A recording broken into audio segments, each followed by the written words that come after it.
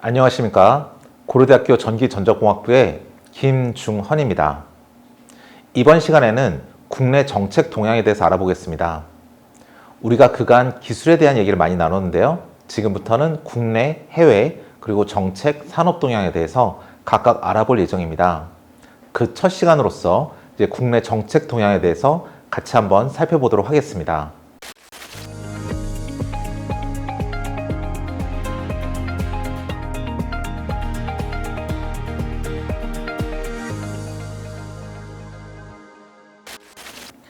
UAM이 국내에서 잘 안착되고 그 기술이 잘 발전되기 위해서는 정책적인 뒷받침이 잘 마련되어야 합니다. 국내에서는 어떠한 노력을 하고 있는지 국내 정책 동향에 대해서 우리가 하나씩 알아보도록 하겠습니다. 국내에는 많은 정부기관들이 여기에 관심을 가지고 투자와 그리고 정책을 수립하고 있습니다.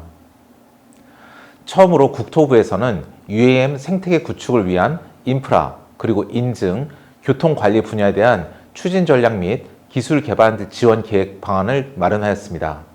그래서 제3차 항공정책 기본 계획이라는 게 있는데요. 이는 미래 항공산업의 글로벌 선도 국가로 발돋움하기 위하여 추진하게 된 항공정책 기본 계획으로서 도심 항공교통 관제를 포함한 UAM 생태계 구축을 추진하는 것을 그 목적으로 하고 있습니다. 이는 2020년부터 2024년까지 계속 진행되게 되겠습니다. 그 다음에 도심 항공교통 관제 등 드론 교통량 증가에 대비한 초기 인프라를 확립하고 관련 법령을 정비하여 미국의 FAA 및 나사 등의 국제 협력을 강화를 통하여 미래 교통 관제 서비스에서도 많은 대비를 하고 있습니다. 즉 지금은 우리가 드론을 상용화해서 날아다니는 경우를 아직은 도심 환경에서 많이 볼 수는 없지만 향후 이러한 물류라든지 승객 수송이 매우 폭발적으로 증가할 것으로 보이기 때문에 그런 상황에서 어떻게 우리가 어떠한 정책이 필요한지에 대해서 논하는 것이죠. 미래 항공산업의 혁신적 패러다임을 구축하고 스마트 체감형 및 보편적 무단점 항공 서비스를 구현하며 전후방 연계 종합산업 기반 및 산업 생태계 조성 그리고 글로벌 지역 앵커를 위한 포용적 항공 인프라 구축, 마지막으로 빅데이터 및 인공지능 기반 무결점 항공 안전과 보안을 실천하는 것을 우리의 기본적인 비전과 목표로 삼았습니다. 그리하여 제1차 국토교통과학기술연구개발 종합계획에서는 4차 산업혁명 대응 혁신성장 동력을 육성하고 이를 위하여 무인이동체 자율주행 기술 개발을 추진하고 있습니다. 그리고 지상관제시설, 그 다음에 관제시설 간의 통신, 그리고 항법정보 공유 기술 시행시설 등 다양한 인프라 구축을 통하여 드론 등의 무인이동체 교통관리 체계를 구축하며 마지막으로 자율 및 무인 비행체 시제기에 대한 시험 인증 등을 수행하고 지상 통제 시스템 등의 상용화를 위한 안전인증 체계를 구축하려 하고 있습니다. 그리하여 국토부에서는 좀 더 구체적으로 여객 운송이 가능한 UAM 분야가 포함된 드론 분야 선제적 규제 혁파 로드맵을 확정하고 발표하였습니다. 이에 대해서 좀 더 구체적으로 살펴보면 여객 운송 목적 및 2030년 응급 환자 수송 목적 등 민간 공공 분야에서 여객 수송용 UAM 운송 사업에 대한 규제 혁파 대상에 포함하였습니다. 이러한 로드맵은 3단계로 구성되어 있고요.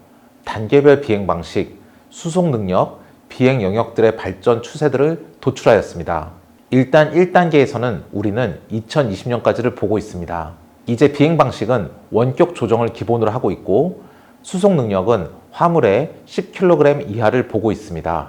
비행 영역은 인구 희박 지역, 그 다음에 비가시권을 포함하고 있습니다. 이를 지나 2단계에서는 연도를 이제 2021년부터 2024년까지를 보고 있습니다. 비행 방식은 부분 임무 위임입니다. 즉 우리가 자율이동체가 아니라 어떠한 부분적인 상황에서는 임무를 다른 곳에 위임하거나 그리고 일단은 원격으로 조정하거나 자율비행과 원격 조정을 동시에 섞어 쓰는 그러한 형태를 가지고 있습니다. 수송 능력은 우리가 화물 50kg 이하로 기존 대비 5배 정도 증가한 화물의 수송을 논하고 있습니다. 비행 영역은 인구 밀집 지역, 가시권을 포함하고 있습니다. 이를 지나 3단계 이후에서는요, 이제 2025년부터 예상하고 있는데요. 이때의 비행 방식은 완벽한 자율비행, 즉 임무 위임과 원격 감독입니다. 즉 임무를 위임하여 자율적으로 비행하게 하고 이를 우리는 원격으로 감독만 하는 것입니다. 예전에는 우리가 임무 유일과 원격 조종이었죠. 조종을 한다는 건 뭐냐면 그 기체를 컨트롤한다는 것입니다. 근데 지금 3단계에서는 우리가 원격으로 감독만 합니다. 즉 조종이라 함은 우리가 실제 컨트롤하는 것임으로써 3단계 이후에는 완벽한 자율비행을 고려하고 있기 때문에 모든 임무를 위임하고 그 다음에 원격으로 하는 부분은 제어가 아니라 감독 위주 업무가 진행되겠습니다. 수송 능력은 2인승에서 10인승까지 즉 200kg에서 1톤까지를 우리가 수송할 수 있게 고려하고 있습니다. 비행 영역은 인구 밀집 지역 비가시권입니다. 이를 기반으로 하여 다양한 사업 모델이 우리가 고려하고 있는데요. 기본적으로는 5가지 정도를 예를 들 수 있겠습니다. 첫 번째는 배달 택배고요. 두 번째는 드론 택시, 세 번째는 의료용 운송, 이제 네 번째는 레저 드론, 다섯 번째는 드론 앰뷸런스입니다. 첫 번째부터 살펴본다면 배달 및 택배입니다. 이는 우리가 2025년까지 보면서 계속 개발 중인 기술이 되겠고요. 산간 도서 지역뿐만 아니라 도심지에서 화물 운송을 가능하게 하는 드론입니다. 이것은 이제 우리나라보다 미국 지역이 좀 더 발전된 상황이긴 합니다. 왜냐하면 우리나라는 대부분이 다 아파트를 가지고 있는 체계인데 미국은 그렇지 않고 앞마당이 많이 있는 체계이죠. 우리나라도 이제 아파트가 아닌 지역이라 할지라도 도심 지역에 밀집되어 있다면 우리가 저 드론이 이착륙을 하면서 물건을 배달을 하는 시나리오는 그렇게 쉽지 않기 때문에 이제 계속 인구와 도전적인 과제를 수행하고 있다라고 보시면 되겠습니다. 두 번째로 생각하는 건 이제 드론 택시입니다. 이것은 2023년 이후 출현을 이야기하고 있고요. 이것은 위에서 말한 발전 단계 3 이후를 의미합니다. 이것은 도심 혼잡 지역 등의 승객을 신속하게 운송하기 위한 택시 드론을 의미합니다. 그 다음으로 의료용품 운송인데요. 이것은 역시 3단계 이후에 자율비행에서의 기능을 한 시나리오 중에 하나입니다. 2025년부터 2027년까지를 우리가 개발 시점 혹은 출현 시점으로 보고 있습니다. 긴급히 의약품을 수송할 수 있는 그런 드론을 가진 것을 의미하는 것이고요. 이러한 것들은 우리나라에서 지금 이렇게 시나리오가 개발되고 있지만 해외에서도 많은 노력이 있습니다. 예를 들어 코로나 시대 때 우리 인도 같은 데에서 많은 희생자가 발생하였었는데요. 그때 백신을 우리가 나르기 위해서 드론을 활용하는 것이 이미 진행되었었습니다. 따라서 관련된 연구도 굉장히 많이 진행되었었습니다. 이런 것이 가능했던 이유는 인도는 지상 교통체계가 그렇게 원활하지 않는 곳에서 드론을 활용한 것이 가장 필수적으로 필요했기 때문입니다. 그리고 실제로 그 외에 여러 가지 사례도 존재합니다. 자, 그 다음으로는 레저 드론인데요. 사람들이 드론을 어떠한 특수한 목적으로 이용하는 것도 중요하지만 그래도 어떻게 상용화해서 즐거운 서비스를 제공할 수 있는 면도 우리가 고려할 수 있기 때문에 우리가 레저 드론도 중요한 사업 모델 중에 하나입니다. 이게 2025년부터 27년까지 3단계 발전 단계에서 고려되고 있는 시나리오입니다. 이는 산이나 강 등에서 일정 구역 이동을 실시하는 레저 드론을 의미하고요. 마지막으로 드론 앰뷸런스가 있습니다. 이거는 가장 마지막에 2030년 이후이고 5단계라고 하여 굉장히 고도의 기술 발전된 상태의 UAM이라고 할 수 있겠습니다. 이는 응급 환자를 신속히 이동하는 드론을 의미하는데요. 다양한 안정성과 그 다음에 통신과 여러 가지 상호작용 등 다양한 기술이 추가적으로 필요하기 때문에 지금 당장보다는 한참의 미래에 가능한 기술이 아닐까 우리는 생각하고 있습니다. 과기부에서는 유인, 무인 항공 중에서 자율비행 관련된 기술 개발을 중점 추진하고 있다는 점을 이제 우리가 잘 알 수 있습니다. 우리가 보았던 1단계부터 3단계까지의 그 기술 발전을 봐서도 그 3단계에 있었던 것이 대부분 다 자율비행이고 기술 발전 로드맵에서 보면 점점 이제 유인 제어에서 유인 비행 혹은 이런 것에서 이제 자율비행으로 넘어가는 것을 보실 수 있으십니다. 따라서 자율비행 관련된 기술이 굉장히 중점적으로 개발되고 있다는 것이 우리가 기억해야 될 사항입니다. 그래서 여기서 보시다시피 제4차 과학기술 기본계획에서는 국가 차원의 중점 투자와 육성이 필요한 기술로 120개의 중점 과학기술을 선정하였습니다. 그리고 항공 분야에서는 유무인 통합 자율비행 기술 및 통합 관제 시스템 기술을 선점하였고요. 창의 융합형 인재 양성 과제 중 미래 신사업 분야의 인력 수요 및 직무 역량 등을 조사 분석하여 수요 맞춤형 인재 양성의 기반을 구축할 계획입니다. 중점 과학기술 목록에서 우주, 해양, 항공 쪽은 이제 우주와 항공과 해안의 극한지로 나눠져 있는데, 중점 과학기술을 보면 우주의 경우에서는 우주 발사체 개발 운용, 우주 환경 관측 감시 분석, 그리고 우주 탐사 및 활용 기술이 있습니다. 이것은 이제 이 중에 하나인 우주 환경 관측이나 감시가 우리의 유행과 굉장히 큰 관련이 있을 수 있는데요. 우주 환경에서 다양한 방사능이나 여러 가지 화학적 혹은 물리학적, 천문학적 현상에 의해서 UAM의 통신이라든지 기동에 제한을 받게 되면 그때에는 어떻게 안정된 기동과 통신할지가 매우 중요하기 때문에 이러한 부분들이 우리 UAM 기술과 관련이 있다고 할 수 있겠습니다. 두 번째, 이제 항공에 대해서는 유무인 통합 자율비행체 기술, 유무인 자율비행체 통합 관제 시스템 기술이 우리는 UAM과 바로 밀접하게 관련되어 있고 또 관련된 정책에 바로 직접적으로 영향이 있다라고 말씀드릴 수 있습니다. 마지막으로 이제 해안 극한지 같은 경우에서도 지속 가능한 해양 공간 개발 기술과 극한 공간 인프라 기술인데, 이렇게 우리 사람이 닿을 수 없는 지역까지 인력을 수송하고 또한 그 상황을 모니터링하는 것은 바로 UAM이라든지 그 다음에 무인 이동체 기술이 발전되어야 하지만 가능한 것이기 때문에 이러한 부분도 관련이 있다고 말씀드릴 것 같습니다. 국내 UAM 관련 정책은 과기부에서 유무인 항공 중 자율비행 관련 개발 기술이 중점적으로 추진된다는 것은 이미 말씀드린 바와 같고요. 오른쪽에서 보시는 5개년 계획 비전 및 체계도에서 보신 바와 같이 무인이라든지 자율주행 무인 해양, 소형 무인기, 자율주행차, 무인 해양 등 다양한 기술들이 우리가 고려하고 있습니다. 그래서 보신다면 이제 전략에서는 무인 이동체에 대한 통합적 접근, 분야별 생태계 조성 등을 통한 시장 경쟁력 제고, 효율적인 추진 체계 구축 등이 이러한 무인 이동체 기술에 대한 우리가 자율주행 관점, 그리고 그것을 지탱하기 위한 생태계적 관점, 그리고 그것을 계속 지속 가능한 운영에 가능하게 하는 관점, 이러한 것들이 굉장히 중요하게 논해지고 있다는 것을 우리는 보실 수 있습니다. 따라서 무인 이동체 발전 5개년 계획을 보신다면 이제 육상, 지상, 해양, 무인 이동체에 대한 발전 5개년 계획을 제시하였고요. 무인기 관련 과제는 비행 안정성 성능 입증을 위한 실증 환경 구축 등의 내용을 포함하고 있습니다. 삶의 질을 증진하고 미래 신산업 창출을 견인하는 글로벌 UAM 산업 강국 실현을 비전으로 3가지 추진 과제를 제시하고 있고요.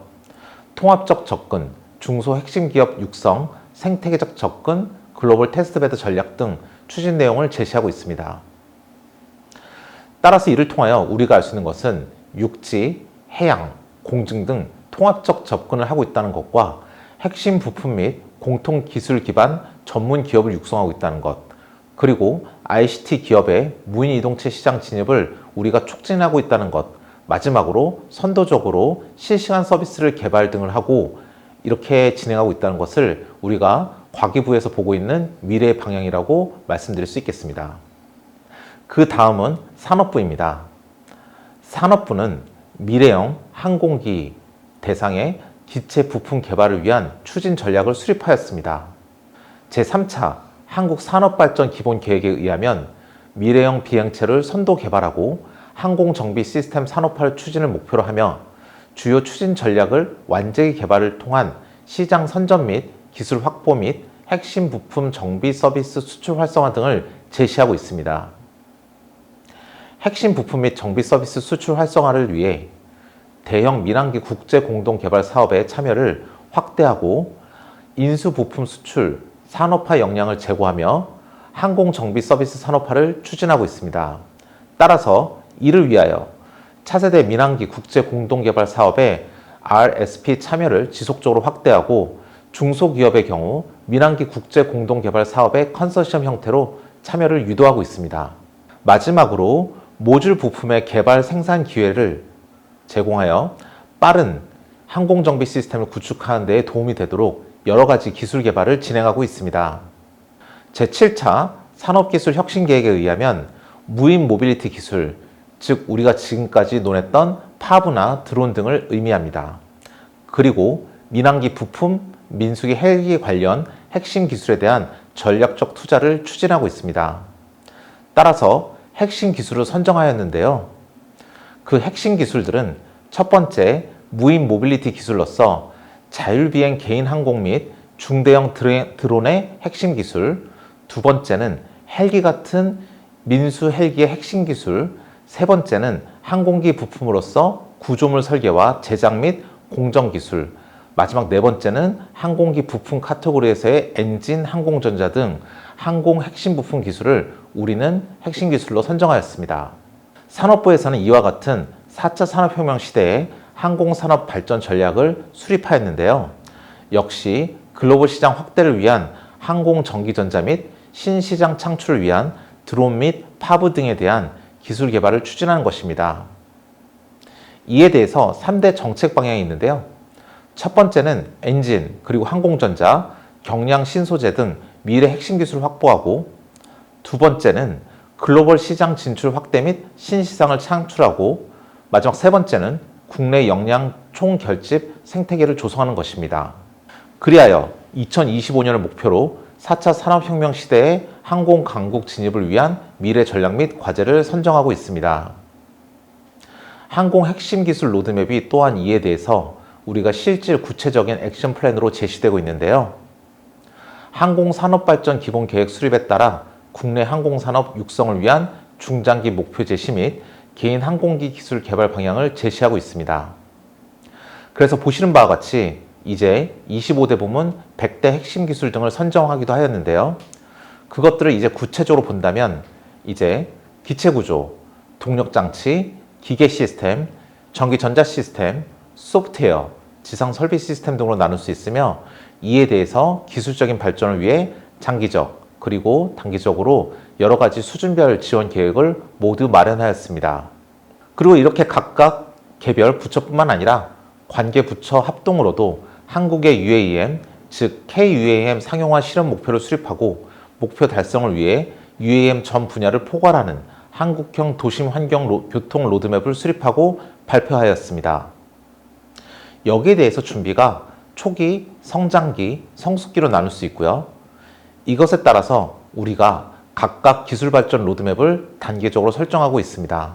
준비기에서는 이슈를 발굴하고 과제를 발굴하고 또한 법과 제도를 정비하며 시험 및 인증함을 우리가 준비하고 있습니다. 초기 단계에서는 이제 일부 노선을 상용하고 도심 내외 거점을 마련하며 연계 교통 체계를 구축하고 있습니다. 성장기에는 비행 노선을 확대하고 도심 중심 거점을 마련하며 사업자 흑자 전환을 꾀할 목적입니다. 성숙기에서는 이용 보편화 및 호출형 서비스를 우리가 개발하고 도시간 이동 확대하며 자율비행을 실현하는 것을 최종적인 목적으로 하고 있습니다.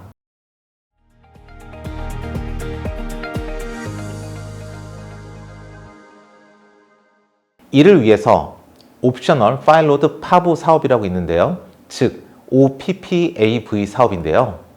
국토부와 산업부가 미래형 자율비행 개인 항공 인증 및 안전운항 기술 개발을 목표로 진행하고 있습니다. 국토부는 항공우주연구원이 주관하며 항공안전기술원과 교통연구원이 협력하여 추진하고 있고요. OPPAV 인증기술 개발 시험 운용 인프라 구축 및 분산 전기 추진, 항공비행 제어와 안전을 포함한 교통 서비스 체계 도입 방안을 연구하고 있습니다. 산업부에서는 다양한 정부기관들과 정출연 등이 같이 참여하여 분산 전기 추진 시스템을 포함한 1인승급 EVT 유무인 항공 식재기와 지상장비 획득을 목표로 이 사업을 추진하고 있습니다. KUAM 그랜드 챌린지라는 것도 우리가 함께 볼 만한 부분인데요.